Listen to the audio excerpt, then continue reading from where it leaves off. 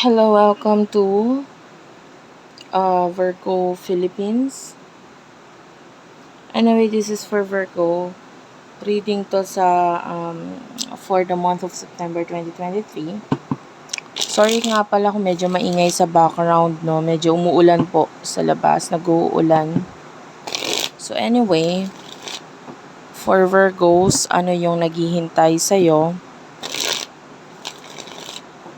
para sa buwan ng September?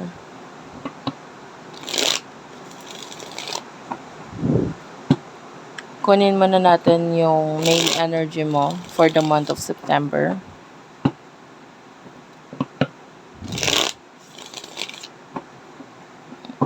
May nararamdaman akong mga sakit. Actually, sakit, physical pain, mga joints, especially sa mga joints or sa mga buto-buto, ganyan. Pwede rin lamig eh. Lamig sa katawan. So, yun yung nakuha natin. Anyway, for the month of September, for Virgos, overall outcome, you do have here the Queen of Cups.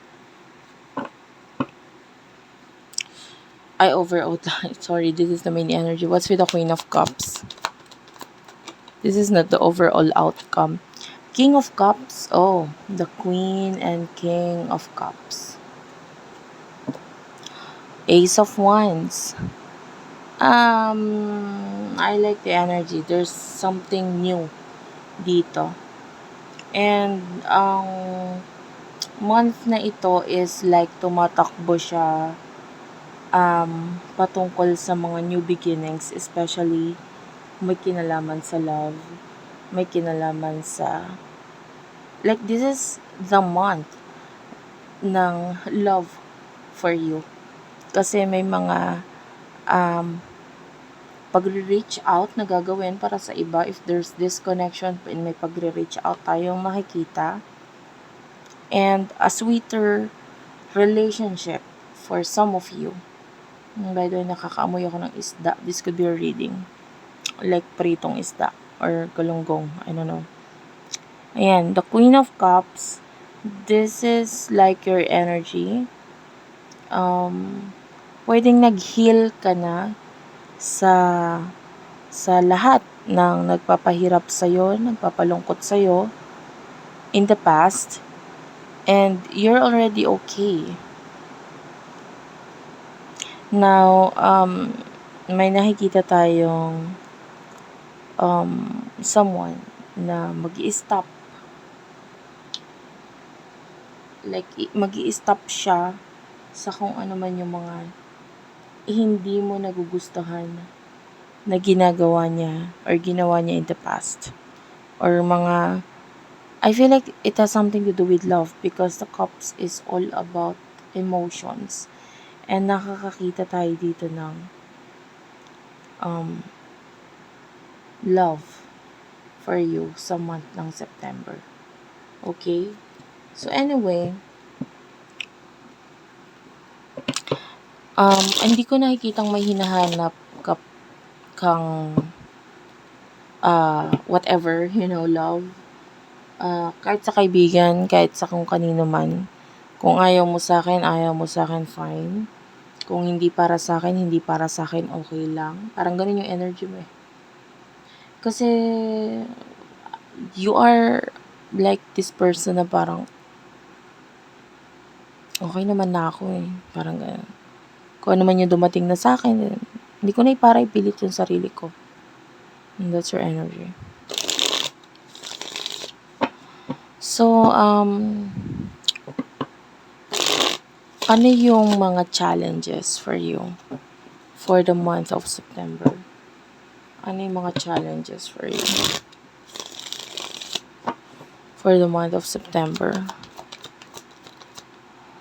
Challenges for you is the 3 of Swords. Okay. What's with the 3 of Swords? 8 of Wands. The Page of Cups.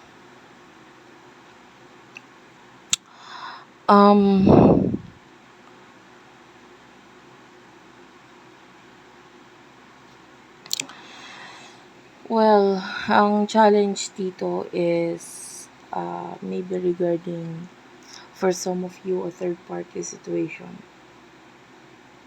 If you are already in a relationship, ito hindi to para sa lahat. Or if you're dealing with someone na nasa relasyon na, nasa connection, then the problem is the third party situation. Okay? Kung ikaw naman ay nasa isang relasyon, then possible there's a third party situation na actually hindi naman, 'di ba, yung nakikita natin is love dito. So maybe there's emotion na involved na although there's third party situation, parang hindi ikaw yung apektado. Alam mo yun?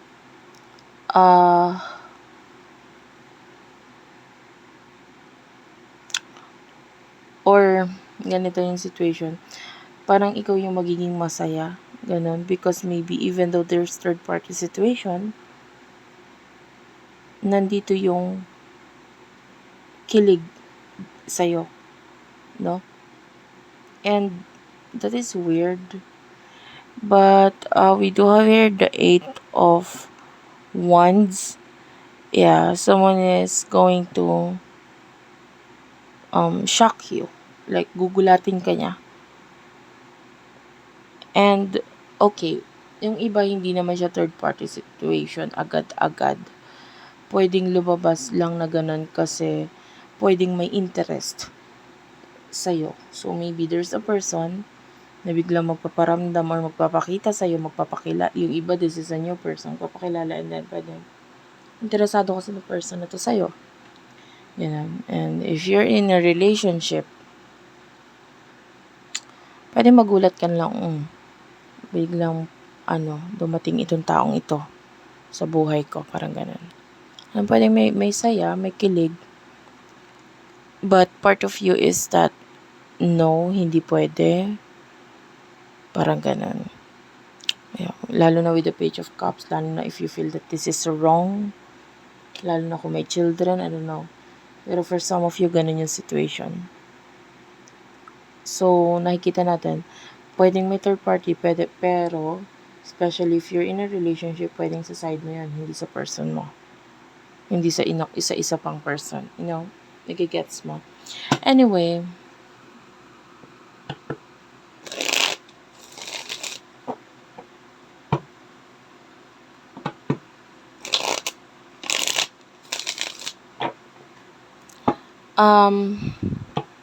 yun yung challenges.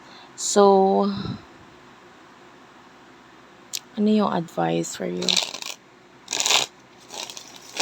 For September. Ano yung advice for Virgos for September? Do we the Queen of Swords at the bottom of the deck? Sorry, I will not take this. Masyadong marami pala. For Virgos, please. Ano yung advice? The Hierophant. The 6 of Swords and the Hierophant.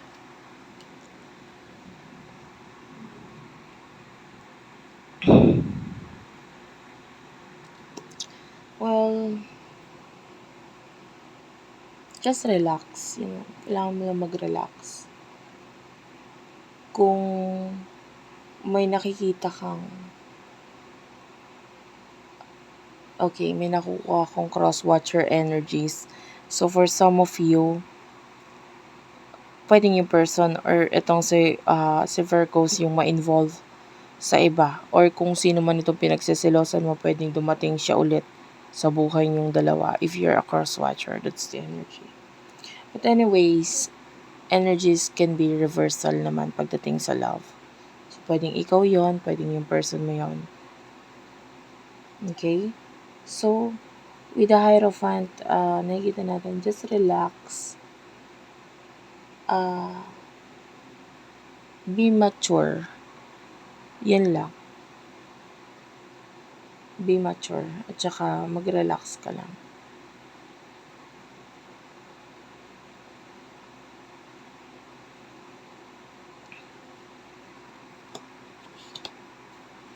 If you're the Hermit, this is your Virgo. So, huwag kang matempt kung hindi para sa'yo. Especially if you're dealing with someone who is already in a relationship, tapos ikaw yung lumalabas as a third person. Huwag kang matempt na i-open ulit yung sarili mo. First of all, you need to move on. You need to move on. For now, yun yung advice. Kailangan mo magpaka-mature. Kung may nakikita kang something sa kanya or what, pikit mo na lang yung mata mo. Okay? Maybe just relax. Wag masyadong gigil ba or like hindi mo kailangan pagodin ang sarili mo or mag-expect sa taong to.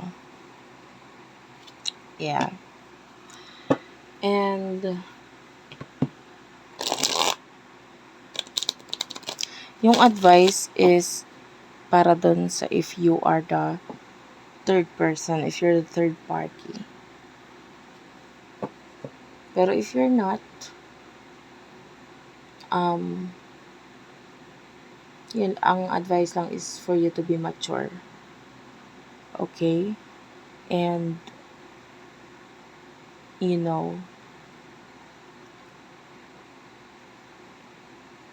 huwag mo nang sirain kung ano yung unti-unti nang naaayos. Yun lang yun.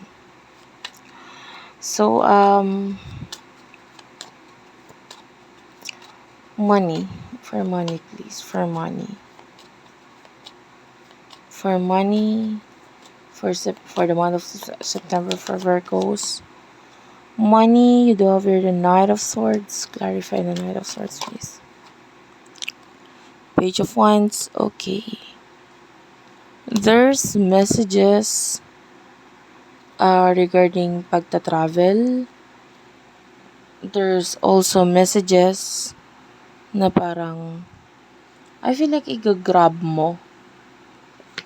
Kasi maybe this could change your life. And tsaka may nakikita tayo na pwedeng ipupursigi ka. Nakunin or gawin. Medyo marami lang responsibilidad at obligasyon. The world is here. Nakikita natin na may mga marireach kang goals. May mga bagay kang maaayos and that pag naayos mo na ito ay magbibigay ng success ito sa'yo. The Six of Pentacles is here. Nakikita natin a lot of people na nakapaligid sa'yo ay like nandyan to protect you. Okay? And I don't know, especially if kumikita ka nang kahit wala kang masyadong ginagawa. Maybe you're a boss, especially for those people na nasa mataas na katungkulan or katayuan. Nakikita natin na may mga mag-create kang money because it's balance na balance na ang lahat. So, kahit wala ka masyadong gawin, I can see you earning a lot of money here. So, ano yung challenges pagdating sa money, career? For Virgos, you do have the Wheel of Fortune. So, the challenges for you is the big change na mangyayari for you. So, I want to know bakit challenge ito, bakit nakaka-challenge itong big change nito. You do have here the Two of Pentacles, maybe because there's priorities na parang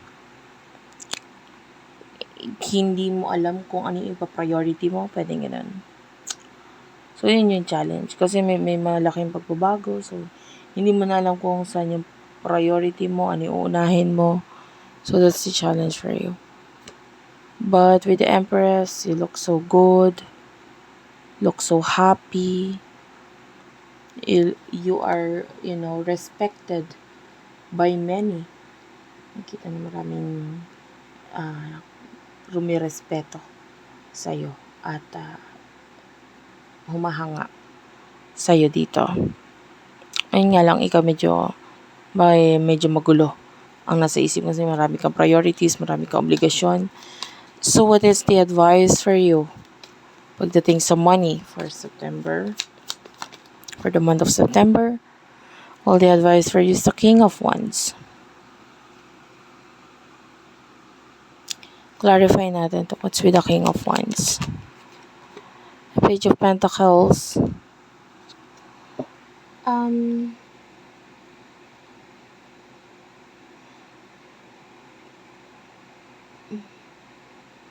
I feel like the advice for you is kung talagang gusto mo, i-grab mo. Kung naman yung mga opportunities. And yeah, maybe work or career na dadating sa'yo, meron. Kung talagang gusto mo, if you're having fun. Pero kung hindi, it's okay na magdesisyon ka na parang tanggihan or wag i-accept kung ano man itong dumadating sa'yo. Because medyo magkakaroon ng problems, hirap. Tsaka I feel like okay ka naman na. So kung hindi you feel like hindi mo naman kaya or hindi mo gusto yung gagawin or ginagawa, then it's okay to say no. Okay. Overall outcome for Virgos for the month of September.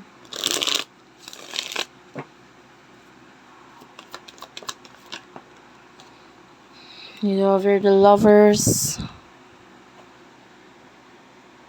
The Six of Cups. 3 of Coins and the Death card. Okay, so for the month of September, Queen of Swords is at the bottom of the deck.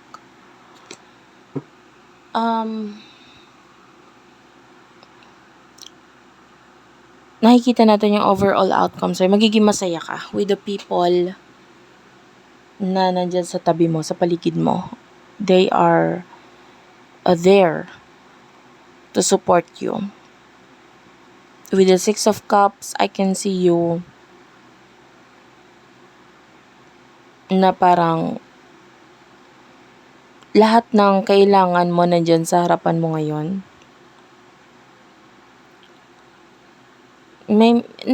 Nakakatuwa to kasi I can see you na nakakaipon ka eh. Kasi alam mo yun, yung parang yung money mo by the month of September, pwedeng hindi mo kailangan. Ay, maganda yun kasi hindi mo siya kakailanganin. Pwedeng tapos ka na kasi sa gastos or tapos ka na sa mga mga gastos or expenses. So, yung money mo nakikita natin na hindi mo sila kailangan for the month of September. Kaya nag-grow yan eh, with the Three of Coins. Nag-grow. So, with the Death card, Scorpio energy, I feel like this is like the past na mag-e-end na talaga siya.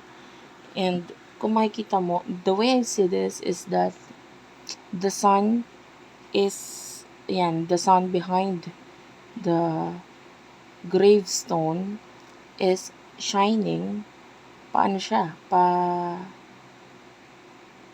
Paakyat or pa-rise. So, nakikita natin yon na that's a happy month for you. Kasi kung naman yung mga in the past nangyari na hindi maganda, tapos na yun. Whether ito yung may kinalaman sa money and love. Okay? So, thank you for watching. I love you all and bye-bye.